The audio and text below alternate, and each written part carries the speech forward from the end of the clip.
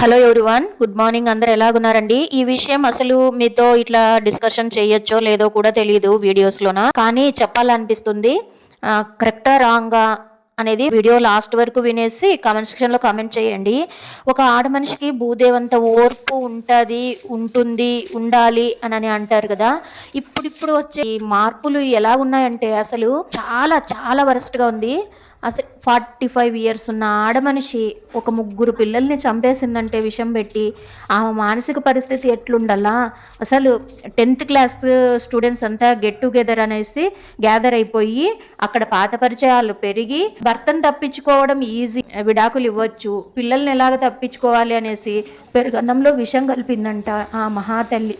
ఇలాంటి విషయాలు విన్నప్పుడు మనసు చాలా బాధ అనిపిస్తుంది. ఇలాంటి చండాల పనులు ఎలా చేయాలనిపిస్తుంది అని. ఈ కలియుగంలో ఎంత కలియుగమైనా ఏది ఇప్పుడుండే కల్తీ యుగంలో ప్రతి ఒక్కటి కల్తీ లేనిది ఒక్క తల్లి ప్రేమ మాత్రమే.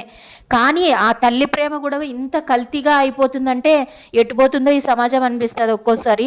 అసలు మనిషి అతను నేను చదివిన బుక్స్లోన, అందుకేనేమో గురుచరిత్రలోన పురుషుడిని పిలిచి పరమాత్మ నువ్వు ఎలాగా వీళ్ళని పట్టి పీడిస్తావు అంటే తన కుడి చేత్తోని మర్మాన్ని, ఎడమ చేత్తో నాలుకని, అంటే జిహ్వచాపల్యం నాలుక, ఆ భగవంతుని ముందు ప్రత్యక్షమై వికృతంగా నవ్వుతూ ఆ రెండింటిని అట్లా చేతులతో పట్టుకొని వికృత చేష్టలు చేస్తూ వచ్చినాడు. ఎందుకు ఈ వికృత చేష్టలకి ఏంటి రీజన్ అని అడుగుతాడనమాట. అందుకే ఇలా చెప్తాడంట కలిపురుషుడు, ఈ రెండిటితోనే నేను జనాల్ని ఇబ్బంది పెడతాను, ప్రేరేపిస్తాను ఇష్టానుసారంగా అన్నట్టు చెప్తాడంట. అది దానికి ఇదే నిదర్శనమేమో అనిపిస్తుంది నాకైతే. శరీరంలోని 2 భాగాలు అదుపు ఆజ్ఞ లేకోకున్నట్ల ఇష్టానుసారంగా ఇలాగా ఈ రెండిటితోటే నేను బాధ పెట్టేస్తాను ఈ కలియుగంలో అని చెప్పినాడంట కలిపురుషుడు అని రాస్తుందనమాట. అది నిజమేనేమో అనిపిస్తుంది అనమాట నాకైతే. నిజమా కదా? మీరు కూడా గురుచరిత్ర చదివిన వాళ్ళైతే మీకు కూడా తెలుస్తుంది. ఇష్టానుసారంగా తినడం, ఇష్టానుసారంగా కామవాంఛతోటే కదా ఇంకా తను ఏం చేస్తుంది. 45 ఇయర్స్ ఉన్న ఆడమనిషి ఎంత ఆదర్శంగా ఉండాలి కుటుంబానికి.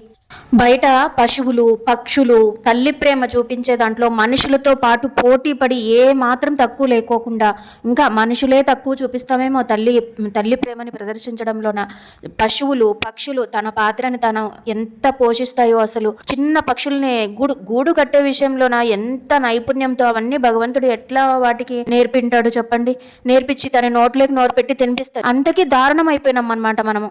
ఈ విషయం వినిన తర్వాత మీకు ఎలా కనిపించిందో కామెంట్ సెక్షన్లో రాయడం అస్సలు మర్చిపోకండి. Thank you for watching.